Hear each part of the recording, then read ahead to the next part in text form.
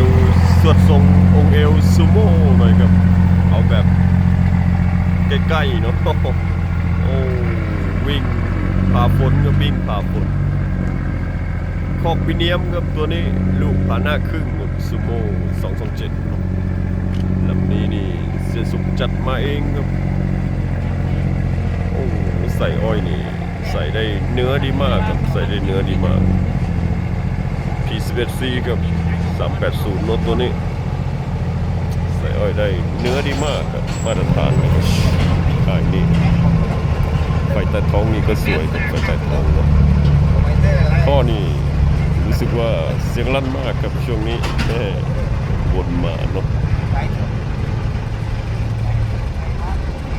โหลดขานพอดีครับไม่เยอะเนาะมาพอดีนี่รอดง่ายขายคล่องเนี่ยสมู207กับสมูโปรแม็กนี่